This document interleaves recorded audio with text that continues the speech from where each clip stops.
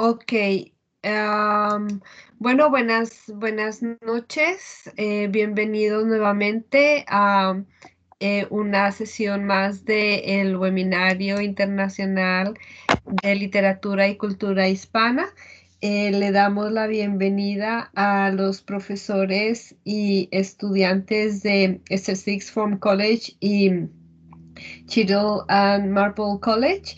Y como no, le damos la bienvenida a la doctora Carmen Hernández. Ella es una catedrática de la Universidad de Murcia. Am, Ella es una persona que ha estudiado intensamente el teatro barroco y el cuento. Esa ha sido como su línea de investigación durante muchísimos años. Es autora de innumerables textos, entre ellos el cuento en el Teatro de Lope de Vega.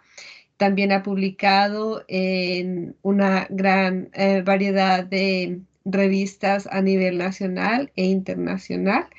Y pues nada, le damos la bienvenida, doctora, y le agradecemos por esta noche hablar sobre los personajes de la obra La Casa de Bernarda Alba. Nuevamente bienvenida y mil gracias por haber aceptado la invitación.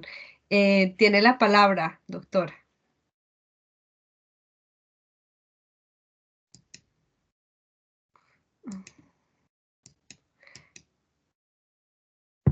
We cannot hear her. No.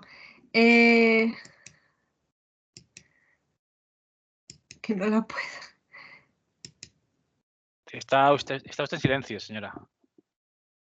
Está. Doctora, micrófono está no la apagado. podemos escuchar. Apagado. Ahora. Ya. Vale. Bueno, yo no puedo verles a ustedes, pero da igual, veo solamente la imagen Sí. del webinario. Sí. Bien, vuelvo a decir que me agrada mucho estar con ustedes y compartir pues, unos minutos donde hablaremos de literatura española con el análisis de una obra muy representativa de ella, que es La Casa de Bernarda Alba, de Federico García Lorca, poeta y dramaturgo español que perteneció a la generación del 27. El objetivo de estas palabras será pues intentar comprender y admirar mejor esta obra a través de sus personajes y de las características que ellos tienen. En primer lugar, quería mencionar aquellos temas de la obra que influyen, que inciden en los personajes. El más importante de todos sería el principio de autoridad y de poder que ejerce Bernarda frente al principio de libertad individual, libertad social y libertad sexual que padecen o que experimentan las hijas. ¿Cuál triunfa? Pues quizá en una obra actual hubiera triunfado esa libertad individual, pero en una obra que pretende criticar la situación social de la época, pues naturalmente que prevalece, triunfa la autoridad y el poder sobre la libertad individual. Claro está, esa libertad reprimida implica una rebelión por parte de varios de los personajes de la obra. Esa rebelión no tiene salida, solamente tendrá dos opciones. En el caso de María Josefa, la madre de Bernarda, será la locura. En el caso de Adela, que es la chica más joven de las hijas de Bernarda, pues será el suicidio para evitar la locura a la que estaría abocada si hubiera seguido viviendo. Otro tema que incide en los personajes, el amor imposible, el deseo reprimido, el instinto y el sexo que Bernarda reprime en sus hijas.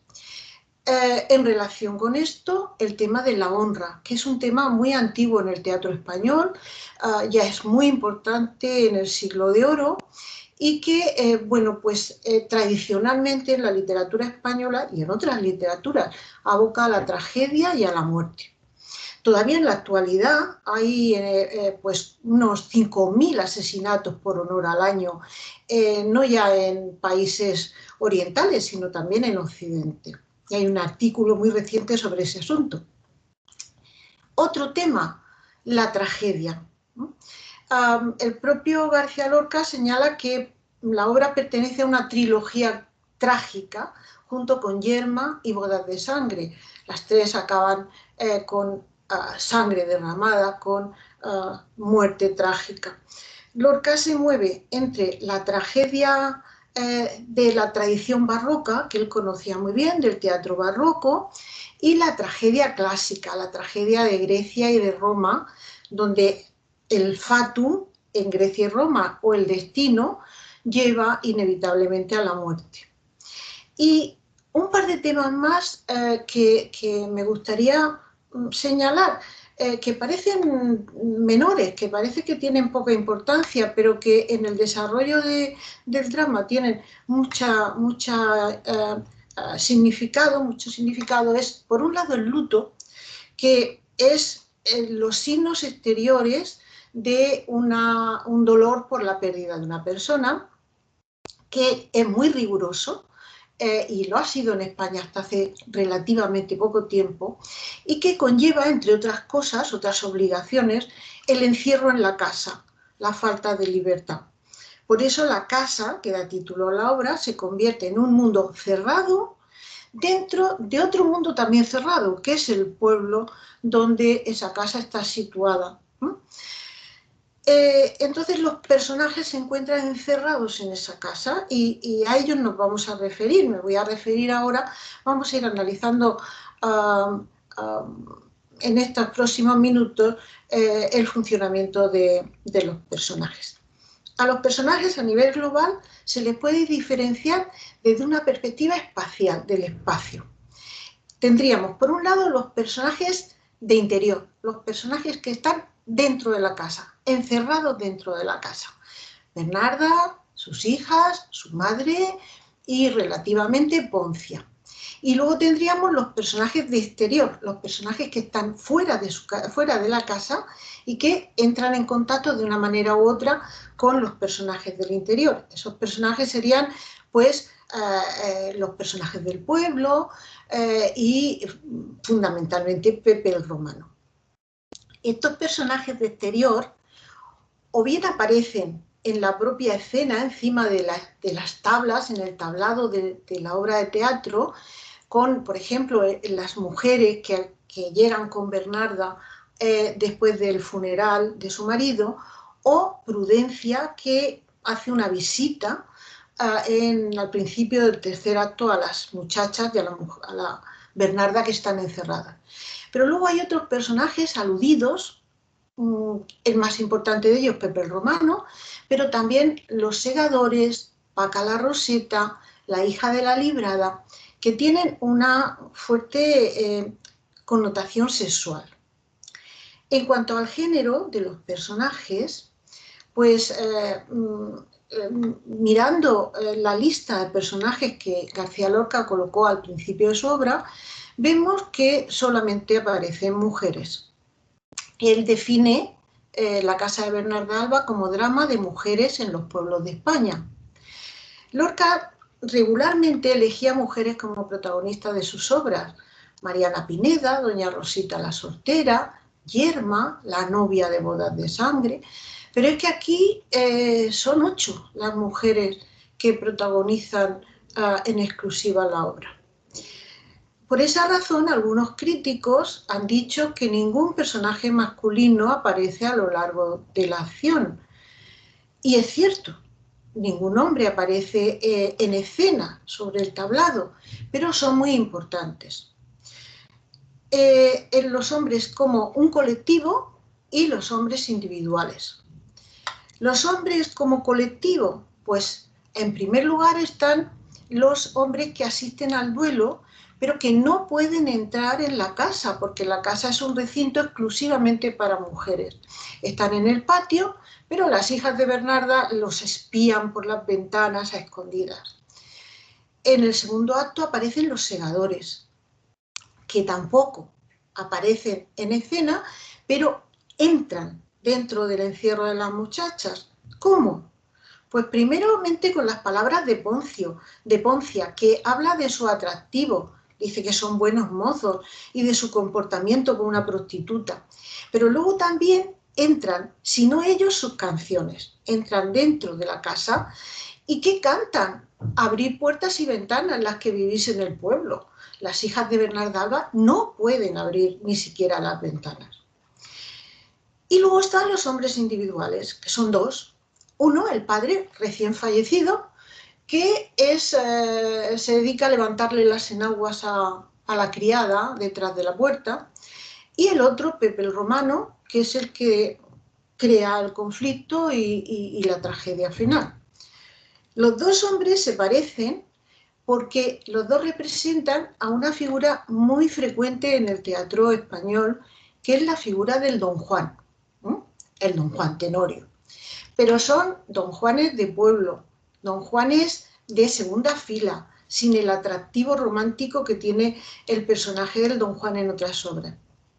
Antonio María Benavides es un mujeriego, pero un mujeriego viejo y chocho, ¿no? Pepe el Romano es también un Don Juan, pero es mezquino y es interesado. Es inmoral como Don Juan, pero se mueve por interés, por el dinero de Angustias. Y además es un cobarde, que cuando suena un disparo sale huyendo y dejando abandonada a la pobre Adela, a su suerte.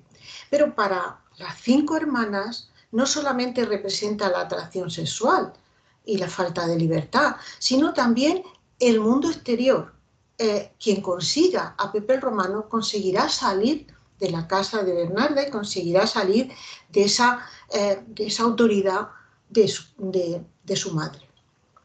Y además hay otro elemento que, sin ser personaje, pues tiene mucho que ver con los personajes, que es la propia casa. Se puede decir que la casa es un espacio, ¿no? Es el lugar donde se desarrolla la acción y es el lugar cerrado donde están los personajes. Y es cierto, su función principal es espacial. Es el lugar donde están las muchachas encerradas y que para ellas es un infierno, como dice Angustia en el acto segundo, porque hace mucho calor, pero también porque es una cárcel. Pero si nos vamos al diccionario de la Real Academia y vemos cuáles son las definiciones de casa que aparecen ahí, efectivamente la primera definición es edificio para habitar, que se corresponde con esa función espacial que hemos visto antes. Pero luego, en las otras definiciones, nos vamos a encontrar otros matices que tienen que ver con los personajes. En la definición número 5 habla de familia, personas emparentadas que viven juntas. Y en ese sentido, la casa de Bernarda Alba designa el conjunto de personajes que hay dentro de esa casa. En la definición 6 dice descendencia o linaje que tiene un mismo apellido y viene del mismo origen. Ejemplos podrían ser en España la casa de Alba o en Inglaterra la casa de York, personas emparentadas. Y esto tendría que ver con la obsesión de Bernarda Alba por la clase. Sus hijas tienen una clase que no se puede emparentar con gente de linaje inferior. Y por último, la definición 12 dice estados, vasallos y rentas que poseía un señor. Y este último concepto, que es más amplio, también nos va a definir a Bernarda. Bernarda es la señora de su casa, la que tiene derecho a ordenar y a decidir en la casa de una forma rigurosa, como si fuera un señor feudal. A la vista de todas estas definiciones, comprendemos mejor el título de la obra.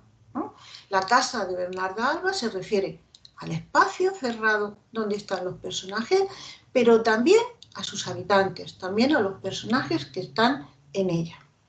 Y de eso vamos a hablar ya a partir de ahora. Vamos a hablar de las mujeres, que son los personajes protagonistas de la obra. Vamos a ver un poquito cuáles son las características que tienen estos personajes, las relaciones que se establecen entre ellas y las funciones que desempeñan.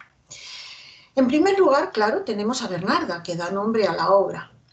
Está inspirada en dos personajes reales que existieron realmente, según nos informa Isabel, la hermana de Federico García Lorca. Una era Frasquita Alba, vecina de una tía de García Lorca y que tenía 5 hijas y 2 hijos, y otra, una parienta lejana de García Lorca, que a la muerte de su única hija impuso un luto férreo con cortinas negras, macetas sin flores y demás. Pero además, Bernarda tiene un importante antecedente literario. Unos 60 años antes de que García Lorca escribiera su obra, Benito Pérez Galdós, que era un novelista que pertenece a la generación del 98, publicó Doña Perfecta, donde aparece un personaje que le da nombre a la obra, Doña Perfecta, que encierra también a su hija para evitar sus amores con un primo suyo y que ordena matar a este chico, con lo cual ocasiona la locura de su hija. Pero bueno, ¿cómo es Bernarda Alba? ¿Cómo nos muestra García Lorca a Bernarda Alba? En primer lugar, no la vemos, sino que la vemos descrita por Poncia, por la criada. Antes de que aparezca, ya Poncia nos va a decir cómo es Bernarda. Pero no es una descripción objetiva la que hace Poncia, sino que Poncia la odia y la define desde su odio. La define como mandona, dominanta, tirana, de sonrisa fría, orgullosa, interesada por los chismes del pueblo. Ya en la segunda escena aparece Bernarda y ya se define a sí misma, se está autodefiniendo, con una serie de rasgos que son defectos más que otra cosa. Es clasista, dice, los pobres son como los animales. Es fría con los sentimientos, prohíbe llorar a su hija Magdalena a la muerte de su padre. Es sexista. Las mujeres en la iglesia, dice, solo deben de mirar a un hombre al cura y porque lleva faldas. Es conservadora. Impone un luto de 8 años como en tiempos de su padre y de su abuelo. Y dice que el hilo y la aguja deben de ser para las hembras, el látigo y la mula para el varón. O sea, que hay una diferenciación sexual muy clara. Insulta a su hija y, bueno, a lo largo de la obra el carácter de Bernarda se va a ir desenvolviendo con estos parámetros que ya he señalado. Golpea, insulta a sus hijas, impone una autoridad excepcional, da consejos sexistas a Angustia para su matrimonio, el sometimiento total a su marido, etc. Entonces, ¿cómo se nos presenta Bernarda? Es un personaje matriarcal, pero que actúa como decía antes, como un señor feudal que impone una autoridad, que no manifiesta amor ni ternura por sus hijas, sino solo una autoridad brutal, una represión sobre toda la casa a base de golpes, de insultos, pero es que ella misma también está reprimida, se autorreprime, se reprime ella por el qué dirán. Ella está reprimida por el pueblo, por las costumbres de un pueblo que está encerrado en su pasado y que no evoluciona. Por esa razón también, ante la catástrofe final de su casa, ella desearía ser como Júpiter, que tenía un rayo en sus manos y lamenta ser mujer. Dice, qué pobreza la mía, no tener un rayo entre los dedos para fulminar a su casa. Y cuando falla el tiro, dice, no fue culpa mía, una mujer no sabe apuntar. La solución que da la tragedia, por lo tanto, no puede ser más que conservadora.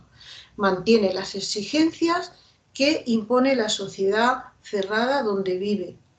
Fingir la virginidad de Adela, imponer un mar de luto y un silencio, que va a ser el destino final de sus hijas. Otro gran personaje muy importante en la obra es Poncia, Poncia la criada, que es la que aparece en primer lugar en la obra, el primer personaje importante que aparece en la obra, y que en primer lugar caracteriza a Bernarda, como he dicho antes, y se caracteriza a sí misma. Es cínica, habla del funeral como un gorigori mientras que come pan y chorizo, odia a Bernarda, no quiere a sus hijas, aunque convive con ellas, se califica como buena perra y tiene unas ideas conservadoras similares a las de Bernarda, las únicas que son posibles en el pueblo donde vive, claro está. Pide a Martirio que respete a su madre, exige a Adela que contenga su pasión por razones religiosas, pero también por el que dirán, también por lo que pueda decir el pueblo, y excusa a los hombres y a Pepe Romano sus impulsos sexuales. Le dice que ya dice que un hombre es un hombre y por eso tiene justificación. Sin embargo, a pesar de sus ideas conservadoras, no fue realmente una esposa conservadora en su matrimonio. No fue una mujer sumisa, que era lo que se esperaba de cualquier mujer casada de la época. Ella misma dice que pega a su marido, que está a punto de dejarlo tuerto, y le mata a los pájaros que cría por una pelea que tiene con él. Poncia tiene unas funciones muy importantes en la obra. Aparte de las que hemos visto, de definir a Bernarda y de relacionarse con las chicas, con las hijas y en el segundo acto, Poncia es la intermediaria entre el espacio cerrado, entre la casa y las muchachas que viven dentro de ese espacio y el exterior. Esa intermediación tiene una función utilitaria evidente, tiene que traer lo que la casa necesita para mantenerse y algo que no es tan necesario, como por ejemplo los cosméticos para angustias. Pero esa función de traer cosas de fuera adentro también es muy perjudicial en ocasiones, porque trae los chismes de la calle y estimula a las muchachas encerradas, estimula sus pasiones, estimula sus deseos. Habla de Paca la Rosefa, dice que es la única mujer mala del pueblo. Habla de los segadores, jóvenes y deseables, y habla de la hija de la librada, con la que Adela al final se identifica. Con respecto a Bernarda, tiene como función principal abrirle los ojos. Bernarda no quiere ver ni oír determinadas cosas que pasan en su casa y Poncia le dice las verdades. Le dice que tiene unas hijas casaderas que no tienen novio. Le intenta avisar a Bernarda, le dice, abre los ojos, aquí pasa una cosa muy grande. Con respecto a las hijas, su función es menos importante, pues le da consejos prácticos sobre el matrimonio, no les tiene cariño, se enfrenta a Adela, también le dice las verdades a Adela, pero sobre todo también Poncia tiene unas importantes funciones en el desarrollo de la obra, en el desarrollo de la acción dramática. Es fundamental en el desarrollo de la tragedia. Es la primera que señala el desajuste de la hora en que se marcha Pepe el Romano. Se enfrenta a Adela y la amenaza. Encuentra el retrato de Pepe escondido en la habitación de Martirio. Se lo cuenta a Bernarda y le cuenta también el desajuste de hora. Y por último, bueno, pues es ella la que descubre el cadáver de Adela ahorcado. Otro personaje con muy poco papel, pero muy importante también, quizá el personaje más poético, no hay que olvidar que García Lorca era poeta también, además de dramaturgo, y sobre todo poeta, es María Josefa, la madre loca de Bernarda, que es la más encerrada de todos los personajes encerrados de la obra. Está encerrada en un pueblo cerrado, está encerrado en una casa cerrada por el luto y también está encerrado en una habitación bajo llave por su locura. Pero su locura y su encierro no impiden que ella tenga las cosas muy claras vea más allá a veces que Bernarda, tenga el mismo deseo de libertad que tienen sus nietas, desea campo, dice, yo quiero casas abiertas, dice en el acto tercero, y además se da cuenta de la conmoción, del conflicto que está creando Pepe el Romano en la casa. Se da cuenta de que todas quieren a Pepe el Romano y de que él, dice, él os va a devorar.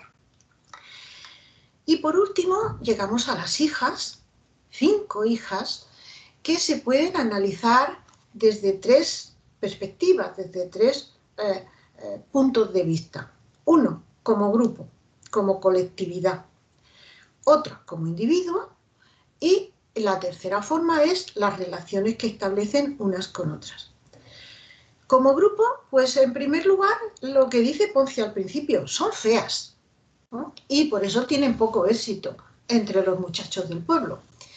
La edad es muy importante. Hay que fijarse que en la lista de personajes, cada personaje lleva la edad que le corresponde. ¿Por qué es importante? Porque las 3 hijas mayores tienen una edad entre los 39 y los 27 años que las convierte en solteronas. Ya no tienen muchas opciones para casarse. Solamente las 2 últimas, que tienen 24 y 20 años, son lo que se llamaba casaderas. Todavía tienen opciones para casarse. ¿Por qué se caracterizan como grupo? Pues están sometidas a su madre por obediencia. Las chicas de la época estaban obligadas a obedecer a sus padres. Precisamente esa obediencia brutal que tiene Bernarda sobre ellas hace que las pasiones y los deseos de estas chicas estén reprimidos en todas ellas. Y además, todas ellas también experimentan la gran tragedia que suponía el luto en las mujeres jóvenes a lo largo de mucho tiempo en la sociedad española y también en otras sociedades, pero estamos hablando de la española. El luto implicaba, entre otras cosas, un confinamiento obligado por unas costumbres que venían de siglos atrás. Hay una película, puesto que en estas sesiones también se va a hablar de cine, hay una película de 1964 dirigida por Summers que se llama La niña de luto, que trata sobre la angustia de una muchacha joven con novio sometida a unos lutos sucesivos, desde una perspectiva de humor, pero también desde una perspectiva trágica. Se desarrolla en un pueblo andaluz, como pasa con la obra de Bernarda Alba. El luto y el encerramiento que llevaba estaban para nosotros, para personas que vivimos en el siglo XXI, estaban ya lejos de nuestras costumbres, pero eso hasta hace unos meses. Por eso yo he utilizado la palabra confinamiento, porque ahora la pandemia que estamos viviendo nos hace comprender muy bien la angustia que supone un encierro impuesto, en nuestro caso por una enfermedad, en el caso de las chicas por el luto obligado por Bernarda. ¿Qué hace ese confinamiento? Pues tensa las relaciones de personas que están obligadas a convivir unas con otras, y por eso las hijas de Bernarda se odian por cercanía, están tan cerca que tienen que odiarse. Y además el tiempo lento, el tiempo lentísimo, que se agrava en la obra por el calor, pero que todos hemos padecido en estos terribles meses que hemos vivido. Ya para terminar vamos a hablar un poquito de los personajes como individuos. Tenemos el grupo de las solteronas, Magdalena, Amelia y Angustias, que están menos caracterizadas que las otras 2 muchachas, las más jóvenes. Todas son personajes desengañados, angustiadas por ese confinamiento. Magdalena se muestra algo feminista, pero sin ninguna esperanza. Preferiría llevar sacos al molino, que es ocupación de hombres, que estar encerrada todo el día en casa. Dice, malditas sean las mujeres, envidia a Poncia porque se rebeló contra su marido. Y Angustias también se despega un poco del grupo porque, aunque ya no tiene edad, ni esperanza, ni salud para casarse, es elegida por Pepe el Romano porque tiene dinero, la única que tiene dinero. Pepe el Romano es 14 años más joven que ella, pero la elige por su dinero. Por eso, al principio parece como blanda, como poca cosa, pero el amor por Pepe la vuelve presumida, pide cosméticos, se maquilla y luego hace que se enfurezca. Cuando le roban el retrato de Pepe, reacciona con una ferocidad tremenda contra todo el mundo. Martirio y Adela, las más jóvenes, las que sí que tendrían algo de esperanza de salir de la autoridad de su madre mediante un matrimonio, es la única salida que tienen, son importantes porque además se confrontan entre sí, se enfrentan por Pepe el Romano. Martirio comparte con sus otras hermanas mayores la desesperanza. Dice que es débil y fea, que por eso Dios ha apartado de ella a los hombres y que hace las cosas sin fe, pero es muy sensual, le gusta la ropa interior con encajes, Poncia dice que es enamoradiza, roba el retrato de Pepe que aparece escondido entre sus sábanas y la pasión por Pepe, que está reprimida, la convierte en una fiera que se revuelve contra su madre cuando la golpea, se enfrenta con Adela en dos escenas terribles de odio y celos que son peores porque son celos entre hermanas y ella es consciente de ello. Y sabe también que padece una pasión malsana. Tengo el corazón lleno de una fuerza tan mala que a mí misma me ahoga. Además es el personaje que aboca a Adela a la muerte. Es el que llama primero a gritos a su madre y acusa a Adela. Dice que se acabó Pepe el Romano, con lo cual Adela cree que Pepe acaba muerto en lugar de huyendo y además envidia celosa a su hermana aún después de muerta. Dichosa ella 1000 veces que lo pudo tener, dice al final de la obra. Adela, la más joven, representa la rebeldía física y sexual contra las costumbres del pueblo que le impone su madre. En el acto primero, lo único que busca es la libertad, huir del luto y huir de la cerrazón de la casa. ¿Cómo se manifiesta eso? Pues con el vestido verde. El verde significa esperanza, no hay que olvidarlo, y es el símbolo de la rebeldía de Adela. Ella grita, no quiero estar encerrada, yo quiero salir. A continuación, ya en el acto segundo, aparece una rebeldía física. Yo hago con mi cuerpo lo que me parece. Ya está enamorada de Pepe el Romano.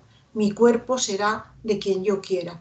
Y claro está que esto desemboca en una rebeldía sexual que la conduce a enfrentarse a todo el mundo. Se enfrenta a Poncia, se enfrenta a Bernarda, le rompe la vara con la que la golpea en el acto tercero. Ella dice que está arrastrada por su pasión. Yo he sido arrastrada por una maroma. Pepe Romano es mío, me lleva a los juncos de la orilla. Y es pasión sexual, pero también libertad lo que supone Pepe el Romano para ella.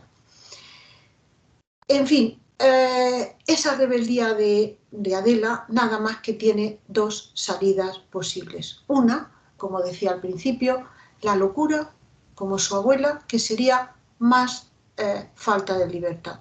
Y la otra, el suicidio, que es la única forma que tiene de liberarse.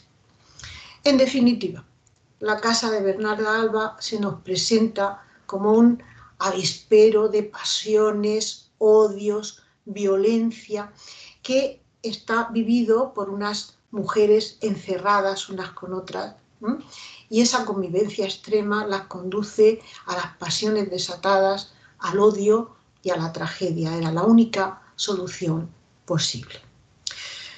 Bien, con esto, aunque muy rápidamente, llegamos al final del análisis de los personajes de Bernarda Alba. Mi deseo es que haya sido útil, interesante para todos aquellos que hayan seguido estas estas palabras, y también agradezco a todos pues la atención y la paciencia con que me han escuchado. Muchas gracias y espero pues preguntas, observaciones que deseen hacer. Doctora Hernández, gracias. De nada. Bastante fascinante. Ojalá tuviera más tiempo. Muchas gracias. Bueno, damos paso a las preguntas entonces. Tenemos una. Daniel, ¿quieres formular la pregunta, por favor? Sí, yo quería... Hola, buenas noches. Buenas noches. Yo quería preguntarle, en clase, en alguna ocasión hemos estado viendo, hemos hablado de pues, las relaciones entre las hermanas y la madre, y quería hacer dos preguntas, bueno, son dos preguntas distintas. En primer lugar, en su opinión, ¿quién tiene más responsabilidad en la muerte de Adela? ¿Su madre o su hermana? Martirio. A ver, ahí, bueno, yo creo que usted lo sabe igual que yo, ¿no? Ahí las dos colaboran, claro está. De cualquier forma, Adela es el detonante final. Pero también Bernarda tiene la culpa de no saber ver que el matrimonio que ella acepta de Angustias no es el matrimonio adecuado, sino que quien debería casarse con Pepe Romano es Adela, que es la que verdaderamente está enamorada de él. Entonces, bueno, pues Martirio es el detonante, realmente es quien aprieta el gatillo de esa pistola metafórica que acaba con Adela. Ahora, eso es ha sido una trayectoria muy larga la que ha conducido a Adela al suicidio. Es una rebeldía que al principio es solamente rebeldía física, juvenil, y que acaba en una rebeldía que no tiene otra salida que el suicidio. ¿Pienso? Vale, gracias. Y luego también quería preguntar una cosa que ha salido a colación en clase. En un momento dado hemos visto que cuando muere el padre de las hermanas, Bernarda, digamos que asume el papel del padre, el papel más autoritario, el papel que lleva a la casa. Y en clase han surgido, bueno, y a lo mejor en algún momento la Poncia adquiría el papel de la madre. Y estoy pensando, por ejemplo, en alguna escena donde están hablando y ella les cuenta sobre su marido, con los pájaros que tenía y demás. ¿Eso es una cosa que podría interpretarse así? Porque usted ha dicho que realmente no quiere a las hijas. No, ella lo dice, Poncia dice que no quiere a las hijas, que no les tengo ley, me parece que dice. A ver, yo es que voy un poquito más allá. ¿Hasta qué punto la autoridad paterna la ejercía el padre antes de morir? ¿Y hasta qué punto este individuo no tenía autoridad en esa familia? Era Bernarda la que tenía la autoridad paterna todo el tiempo, desde su matrimonio o poco después, desde que tiene a sus hijas. Eso por un lado. Y por otro lado, desde luego, Poncia tiene las mismas ideas que Bernarda y tiene, pues sí, quizá una segunda madre, pero no tan rígida ni tan autoritaria como ella. De cualquier forma, aunque esa escena de costura, esa hermosa escena de costura, donde están todas riéndose con miedo a que las escuche su padre, y ella le está contando la realidad del matrimonio que ha vivido ella, pues sí, quizás sería el papel de la madre que las pobres 5 chicas no tienen. Vale, muchas gracias. Gracias a usted. Perfecto, ¿tenemos otra pregunta?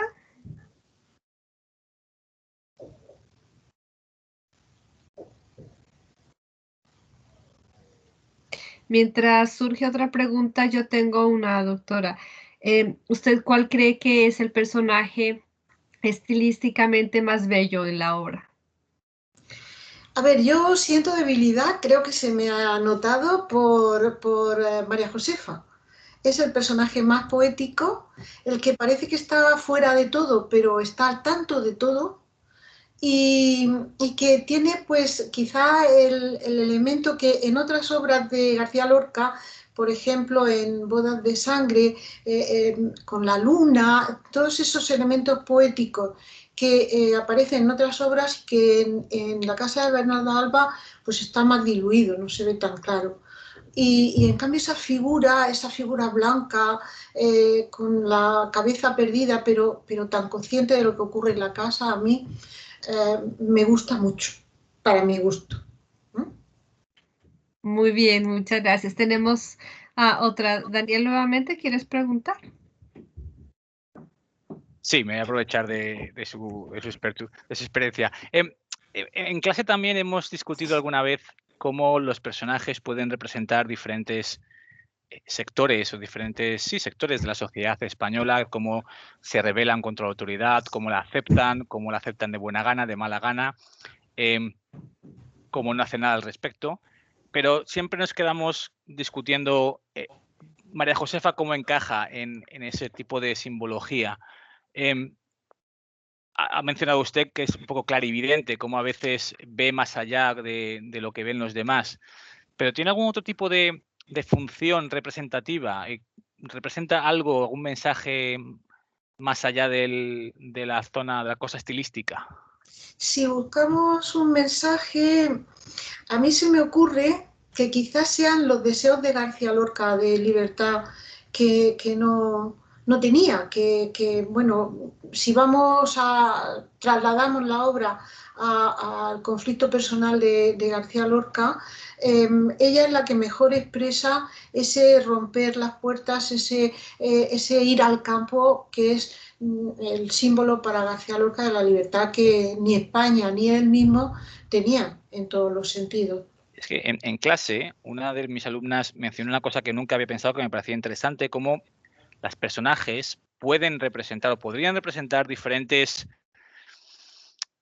etapas de la vida de Lorca y cómo reaccionaba él contra su propia opresión por ser homosexual. Cómo Sí. a veces pues lo aceptó, otros momentos estaba simplemente muy enojado, en otros momentos se rebeló y en otros momentos a lo mejor pensaba que se estaba volviendo loco y que simplemente no podía aguantarlo más.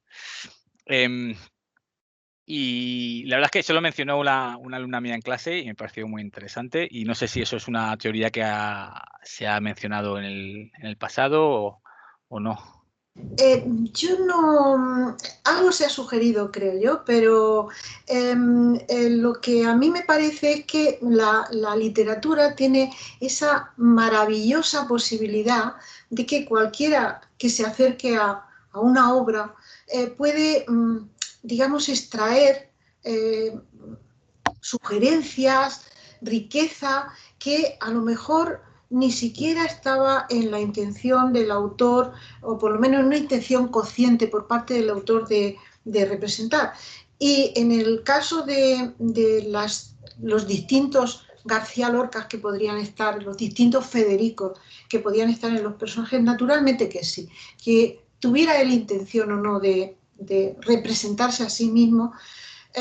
Lo cierto es que todos los personajes de una manera u otra están enfrentándose a una falta de libertad. El tema de la obra, en definitiva, es la falta de libertad, que está representado metafóricamente por la casa cerrada, por el pueblo cerrado y por la habitación de María Josefa cerrada con llave.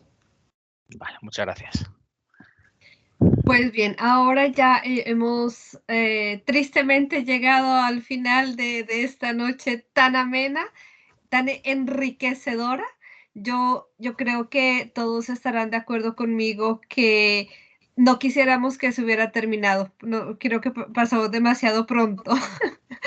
Así que, doctora, mil y mil gracias por su presencia, por iluminarnos con su riqueza de conocimientos. Ha sido un placer estar con ustedes. Muchas gracias. Muchas gracias. Hasta luego. Adiós.